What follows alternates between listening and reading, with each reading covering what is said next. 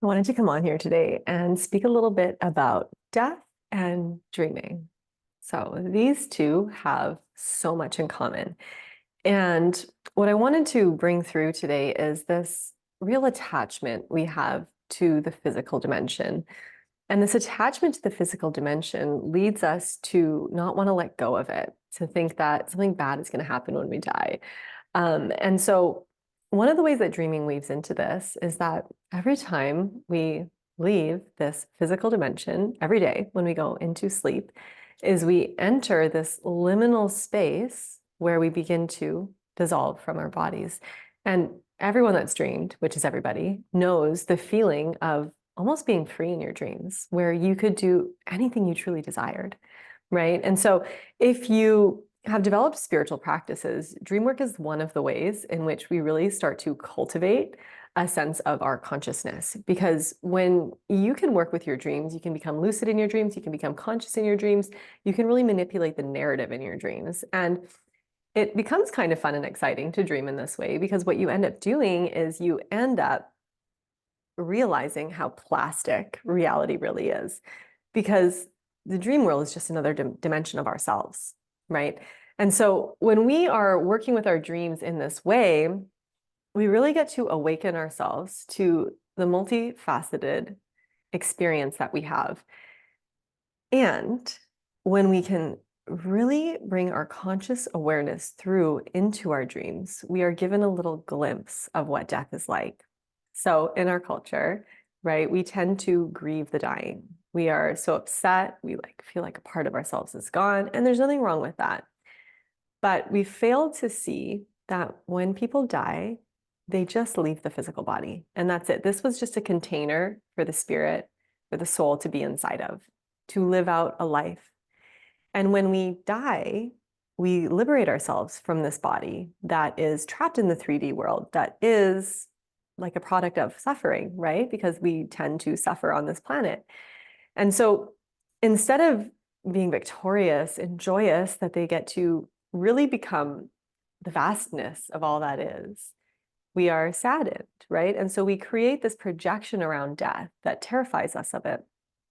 And so when I had my near-death experience, I got a little taste of like the other side, and it was very profound. And so when I had my stroke and I was getting driven to the hospital and then in the ambulance to another hospital, I moved into this state of complete bliss, for lack of a better word. It was the biggest expansion of my consciousness that I've ever had. And it was like a given. Like there was no part of me that was like, this is so amazing, this is so great. It just was.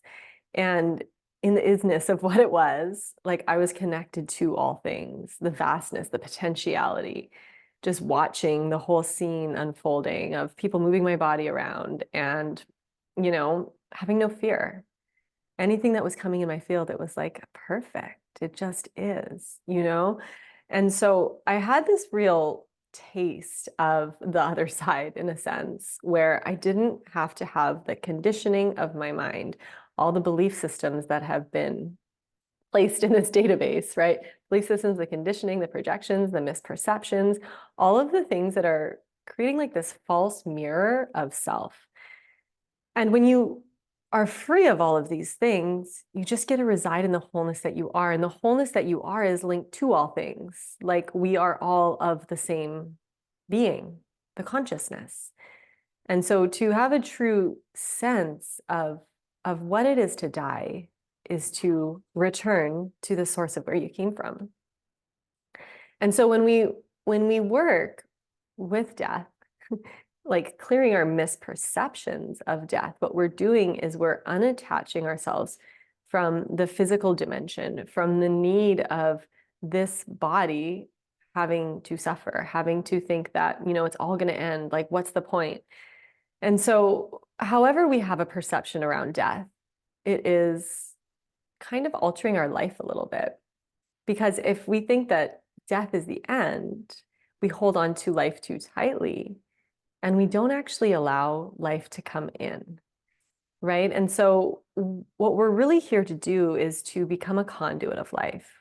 When we can become a conduit of life, life flows through us, right? And is built around us through our mind's perceptions. And as life moves through us, we are no longer holding on to things. We're not resisting things.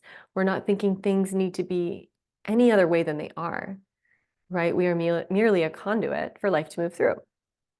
And so this shift in perception allows us to not even play with endings. Like nothing is an ending. Everything is a moving through. And so even when we leave this body, we're moving through to another dimension. When we fall asleep at night, we're moving through to another dimension. And we're not scared to fall asleep at night. We'll happily fall asleep at night. We'll happily go and dream. And so where's the misperception that when we die, it's something bad, you know? And so I wanted to talk a little bit about this because we can play with this in our dream work, in our dreamings.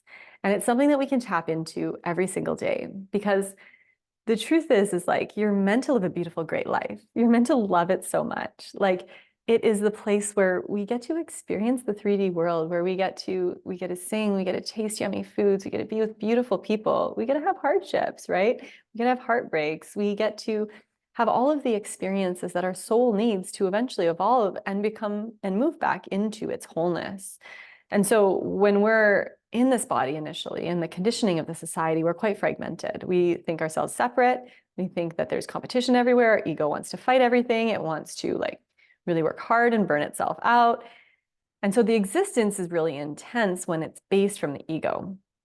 But when we can soften up our perceptions around death, when we can soften our perceptions around what life actually is, right? We get to move into it with so much more grace and ease, and we get to be so much kinder to ourselves. And that's the key thing is like when we're holding on so tightly to life, when we're trying to get it all, when we're trying to, force our way through it to get to the end, which we're scared of, we're never really going to live our life. And so this is where when many people have near-death experiences, and I like to read lots of other people's experiences and learn more about it just to better understand my own, is that they make radical changes in their life. Like they realize like not only how precious life is, but how important it is to live a full life, to not get to the end and have a whole bunch of resentments. And so often these are like really cataclysmic moments for people where they get to untether themselves from the belief systems that they were holding and they get to reprioritize themselves. And so you don't need a near-death experience to do this, I will say that. But when you can shift your whole mentality around life and realize that it's here to flow through you, if life is flowing through you, what would you be creating right now? Like, what do you truly desire to be doing right now? Maybe you just desire to lay down, but you can't because you're working. Maybe you desire to go eat something that maybe you think that you shouldn't eat, but that's okay. And so we get to move into every day at every moment, what do we actually desire to do? Because the more we can find this ease and beauty within ourselves of like, I'm living the best life I possibly could in the moment. And my life will change. And it's always growing and it's always shifting and it's always evolving. But as long as I'm sitting with my desires and knowing which ones my soul really wants to express in this dimension, like I will get to the end elated, right? Ready to leave this dimension and see what else is out there. And so we never go to bed thinking, God, like, I mean, some of us do maybe. I just don't want to go to sleep at night. I'm too scared of it, you know? And so this is where you really get to play with dreaming. And so I wanted to bring in dreaming here because though dream work is not going to free you, right? Your relationship with yourself will free you. But what dream work will do is it will highlight aspects of your consciousness that are in your subconscious and bring it to your consciousness, bring it to your conscious awareness so that you can see it. So dreaming is a really beautiful place to play with death. It's to play with these, like every day you get to die a little bit, right? You get to die to the day and you get reborn the next day. And it's a miniature pattern of the larger grand scheme of things where you get to be reborn into a body, and then you get to leave a body, and you get to be reborn into a body, and you get to leave a body, and you get to do it again and again and again. It's infinity. It's limitless. So like, there's no reason to be scared of death. You'll be back. Don't worry. And so when we dream, that's what we're doing. And so when we can learn to slide our awareness and our consciousness into our dreams through the liminal space, we begin to get a feeling of the vastness of all that we are and the limitlessness that we have available to us. So like, how many of you have flown in your dreams, right? How many of you have like done something incredible in your dreams? You're like, wow, how many of you have like almost died in your dreams? And you wake up and you're like, wow, that was incredible. I'm alive. This is great. And so in our dreams, this is where anything can happen. Anything is possible.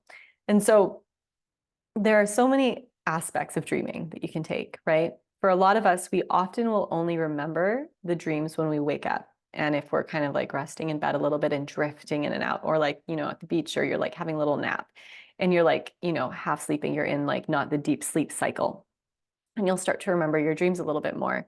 And so the first way to get in touch with your dreams, which is an important thing to get in touch with, because you dream from your liver, and your liver is on your right side. If you don't know, it looks out through the eyes, right? But at night, when you close your eyes, the blood rests in the liver at night. And so it's what creates our dreams. And so in Taoism, the liver energy is the Hun energy. It is this energy that it plans and makes decisions, but it's one of the more ethereal aspects of our consciousness, which works directly with the heart, which is our Shen, which is basically the antenna that goes up to God or spirit or the divine or the path or the heavens, whatever it is for you.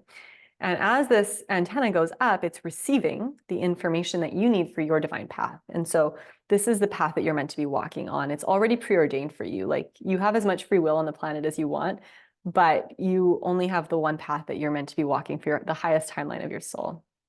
And that path, you know it when you're on it. It's a little bit exciting. It's a little bit nerve-wracking. You're always on the edge of something. And it's a hard path to walk, because not a lot of people are going to do it, because they're going to settle for the easy job, the safe relationship, the things that like become pattern and routine and monotonous. But the path of the soul, this preordained path that you're receiving at all times, right? You're always getting it to your intuition of exactly what you're supposed to do next, right? This is the path that leads to great health. It leads to great ease. It leads to great surrender, because you're surrendering to something bigger than what you know. You're just trusting, right? And that's very scary for a lot of people. And so your liver, your Hun, works directly with the Shen, which is receiving. And the liver is the ethereal part that's like has the aspirations and is making the plans and the decisions around it. And so oftentimes what comes through in our dreams at night is this aspect of like our subconscious stirrings. And so this can be very different for many people depending on the health of your liver. A really clear liver will have prophetic dreams. I have written down so many dreams that years later have come true. And I had no idea at the time what I was even writing down. And it's all symbols. So you kind of have to, pay attention and read in between the lines to really see the connections, but they're very clear as day. And so when we work with the dreams in this way, our dreams will, like we have like scary dreams or like a lot of fear-based dreams, like it's showing us, right, what's inside of us. And so everything's really a symbol of our dreams, like the people in your dreams are you. They're all aspects and parts of you. So, like, and like different things will symbolize different things. And I just can't get into it now, but you'll start to see like, the young child symbolizes the innocence, like the inner child of you. The elder is like the wisdom. If you have like, flying dreams, like you're ready to soar. So there's like all these symbols that are behind them that really, if you just look, you'll see. And especially in relationship to where you are in your life, because your dreams will be telling you a lot of information. And so when you go through big portals in your life, when you're traveling, like this is the time that dreams will tend to really be coming up, because that liver energy is getting stirred up. Things are changing. And so the first thing that you can really do is to put like a dream journal by your bed with a pen. And right upon waking, just roll over with your eyes like half closed and just start scribbling the dreams. And even if you can't read them, like you can try to do it nice, but that's not the point. The point is that you're increasing your dream recall, because the more and the more and the more that you do this, you're going to get pulled back deeper into your dreams. And just the act of recalling will keep them in your memory, right? And so you'll start to make little threads. And so the deeper you can pull yourself into your dreams, the more you will learn to navigate the realm of your dreams. And so to navigate it is to like teach yourself to wake up in your dreams, right? To like do specific actions. Like when I realize I'm dreaming, I'm going to go to a mirror and look at my face. And so there's certain ways that you can do this that will awaken and open up like really beautiful aspects of your consciousness where then you can like play and dance in your dreams and like do the things you want to do. And I do want to be really clear that like that's really not the point of dreaming, is to get lucid in your dreams. When you want to wake up to this reality, like that's just like a fun part. The bigger part is allowing your subconscious to be revealed to you in your dreams. What are you truly afraid of? What keeps reoccurring in your dreams? Like, what are the underlying themes of your dreams? What is it for you that keeps showing up again and again and again into your reality? And so when you can begin to record and like write your dreams down again and again and again, you're going to really increase your dream call, and you're going to start remembering more and more and more dreams. So many people say, I can't remember my dreams. You're just not paying attention. Everyone is dreaming. Everyone is dreaming at all times. And so when you can do this in your, early morning states, because you're not going to be in as deep of a sleep, you're going to have more ability to recall your dreams. And they really help us make decisions in the moment. Because the truth is we're processing so much in the day. We're having so much going on in our lives. Like, we're busy humans. And when we can begin to bring conscious awareness into our dreams will often show us where we're not aligned to our path. It'll show us where there's like monsters in our lives. Like, it'll show us where we aren't actually whole in our mind, body, and spirit. And I mean, we're all on this journey together, right? It's searching for our wholeness so that we can feel completely okay within ourselves. And when we can do this and begin to see through the subconscious, which is often hard to access in our everyday life, see the things that are holding us back, we can begin to make better decisions for our soul. And so the dream work is really about playing with the realm between the liminal space, right? These are the transition places, or bardo, right? Between death and life. So the bardo is like the in-between realm. The liminal space in your dreams is the in-between realm, right? Right when you're about to slide to sleep, you'll remember your dreams then. But the only reason we don't is because we fall into a deep sleep after that. But if you're about to slide into your sleep and you got woken up again, you're going to remember all of those dreams. And so the liminal space is really like this pliant, malleable, moldable space where your consciousness, your subconscious, is showing you everything that it's processing, everything that's in there. And this is where, like, when you sit in meditation and you see the same thoughts happening again and again and again, and you start to see the nature of your mind, you start to see the nature of your subconscious mind, the deeper programmings in your dreams. And so when we work with it in this way, we are strengthening our connection to our liver, or our hun, and our dreams and our aspirations. What do we truly desire for ourselves? Because the truth is, when you get to the end of your life, you want to have done all the things you wanted to do. Because as you learn to transition into sleep in this way and play in this liminal field and clear more of like these subconscious programming so that you can be more of who you truly are, when you approach death, when you're there, it's like an exhale. You're just exhaling out of the body and into a different dimension. And you get to more easily rest in the vastness of all that is, right? And so we're really, really here in this dimension, right, to become more whole and have a clearer understanding of how things truly are, beyond the societal belief systems, the conditioning, beyond the things that we are told to just blindly take as true. And so you're a multifaceted being. And so when we learn to play in the realm of our dreams, we support our liver, we support our heart and listen to it receiving our path, so that our dreams and aspirations can now be set out for us, because our vision is our liver, right? It sets the line and it goes in that direction. And so the biggest defeat in life is that you drew that line and you didn't go in the right direction. And the older you get, the harder it is, because now you don't have as much time on your side. So now you have to reverse course and choose a different direction. And so all of it is really learning how to play in these in-between realms, right? To play with scent. This is an in-between realm, right? It's floating by. To play with yourself, floating into sleep, floating out of sleep, right? And we can more easily float out of the body when it's our time, rather than holding on to life so tightly, rather than thinking that everyone that leaves around us is gone. Nothing leaves. Nothing ever leaves. Everything is always here. It's always here at all times. And so when you can begin to understand that, you see that it's just a different dimension, different frequency, different energy that you get to tap into to feel different things. And that's why when our loved ones die, they're with us forever, right? They become a big spirit and are another guardian angel that we have. And so when we can clear the misperceptions around death, around dying, when we can really work with our dreams to be revealed our subconscious, we begin to live a different life. We become more consciously aware of what we're here to do, who we're here to serve, the life that we're here to live, right? And we live a more whole life. We live an abundant life. We live a prosperous life because we're finally aligning to what we came here to do. And no one can tell you what that is. It's about you sitting and understanding yourself and living in the field of your desires and knowing that your desires are not wrong, right? You're here to desire, and you're here to desire. The desire is the impetus for doing something. And you get to choose like if your desire is wholesome or not, right? But the desires that are coming up that are just like a part of you and you're resisting them, you're resisting your path. Because there are things that are coming up for us all the time. And it's like, oh, I would just love to be doing this right now. I would love to be with this person right now. Or, oh, this makes me feel so good right now.